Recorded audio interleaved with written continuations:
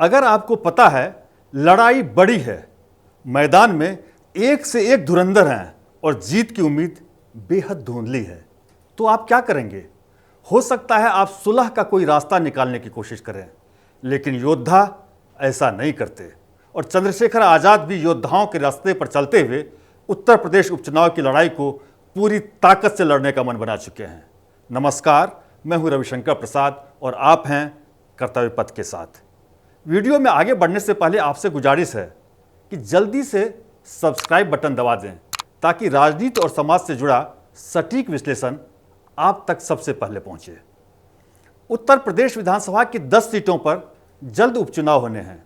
नगीना से सांसद और आज़ाद समाज पार्टी के मुखिया चंद्रशेखर आज़ाद सड़कों पर दिखते हैं, संसद में दिखते हैं, पॉडकास्ट हो या प्रेस वार्ता, हर जगह नजर आ रहे हैं। दिखना मतलब जेहन में जिंदा रहना और ओझल होना मतलब नज़र के साथ दिमाग और यादाश्त दोनों से ओझल हो जाना। चंद्रशेखर जनता के इस मनोविज्ञान को बहुत बेहतर ढंग से समझते हैं। शायद यही वजह है कि उन्होंने हर जगह दिखने का चुनाव किया है। उनके इस कदम ने लोकसभा चुनाव में जबरदस्त कामयाबी हासिल करने वाली समाजवादी पार्टी से लेकर 10 से 0 सीट पर आ चुकी बहुजन समाज पार्टी तक के शीर्ष नेतृत्व की पेशानी पर बल डाल दिए हैं। वो आज़ाद के एक वार से संभलने की कोशिश करते हुए समाज तक पगडंडी से पहुंचना शुरू करते ही हैं, तब तक आज़ाद अपने कोर वोट बैंक के बीच एक्सप्रेसवे की रफ्तार से पहुंच जाते हैं। बीते दिनों चंद्रशेखर आज़ाद ने अपनी राजनीतिक समझ का ये जलवा कई मोर्चे पर दिखाया है।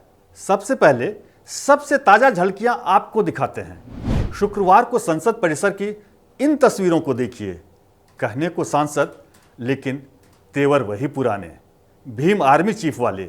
राजस्थान के उदयपुर में शंकर लाल मेघवाल और यूपी के गाजियाबाद में राम कुमार जाटव की हत्या का मुद्दा।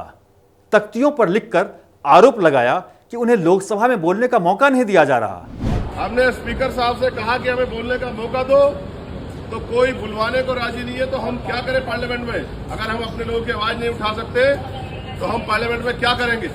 आज़ाद जब संसद परिसर में अकेले इस तरह तख्तियां लहराते नजर आते हैं तो वो अपने विरोधियों पर अंग्रेजी का ब्राउनी पॉइंट और हिंदी की राजनीतिक बढ़त हासिल कर लेते हैं।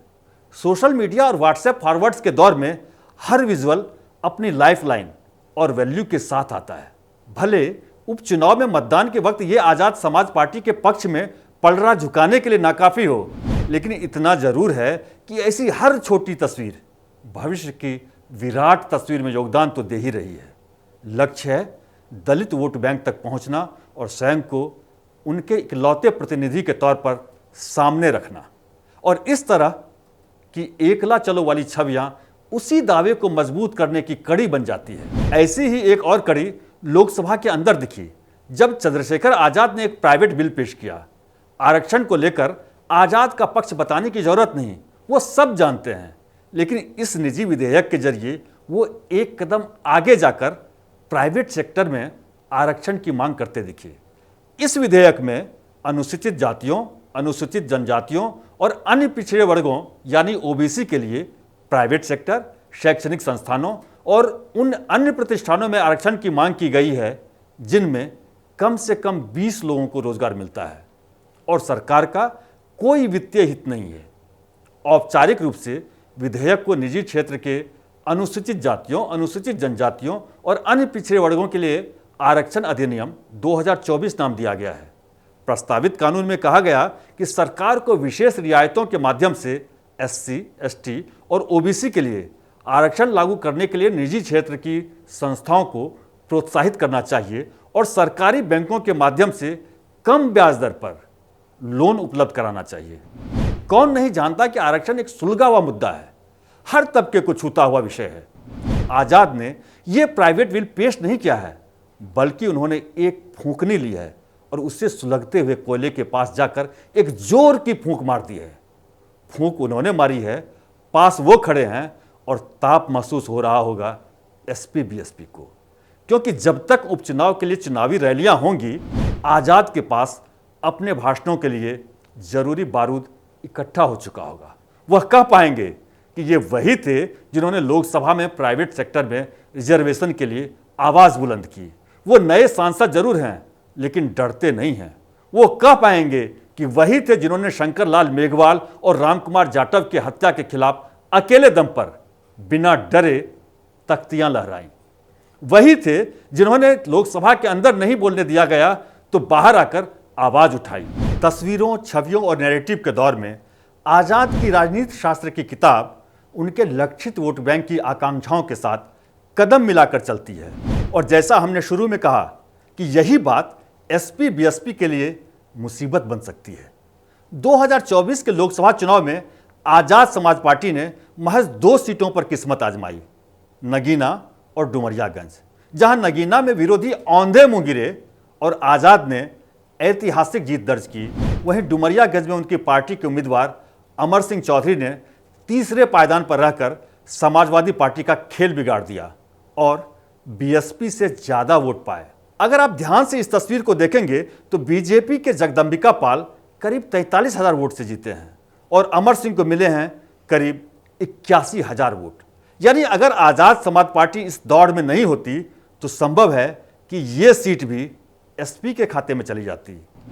अब जब यूपी की 10 सीटों पर आजाद समाज पार्टी उपचुनाव के लिए उतरेगी तो राजनीतिक समीकरणों में उथल पुथल निश्चित मानिए। एक नज़र उन सीटों पर भी डाल लेते हैं जहां उपचुनाव होने हैं। ये सीट हैं करहल, मिल्कीपुर, कटेहरी, कुंदरकी, गाजियाबाद, खैर, मीरापुर, फूलपुर, मंझवा और सीसामऊ। फिलहाल इनमें 5 सीटें एसपी और 3 सीटें बीजेपी के पास हैं। उपचुनाव में भी एसपी कांग्रेस का गठजोड़ खम ठोकेगा। उधर निराशाजनक प्रदर्शन के बावजूद बीएसपी के खेमे में भी हलचल तेज होती दिख रही है। योगी आदित्यनाथ के लिए भी उपचुनाव अग्नि परीक्षा की तरह देखे जा रहे हैं। इन सब के बीच नए नवेले सांसद चंद्रशेखर आजाद और उनकी राजनीतिक सूझबूझ का पहला बड़ा इम्तिहान भी इन उपचुनाव में होना है। अब तक जिस तरह से जिन बयानों और तस्वीरों के जरिए वो आगे बढ़ रहे हैं, उससे लगता है कि इस इम्तिहान में वो अव्वल नंबर भले साबित न हो पाए, लेकिन कई लोगों का रिजल्ट जरूर बिगाड़ देंगे। आपको क्या लगता है, क्या उत्तर प्रदेश उपचुनाव के बाद यूपी की राजनीति में चंद्रशेखर आजाद का कद मायावती से भी ऊंचा हो जाएगा? अपनी राय कमेंट बॉक्स में जरूर दें। इस वीडियो को दोस्तों के साथ शेयर करें और कर्तव्य पथ को सब्सक्राइब करें।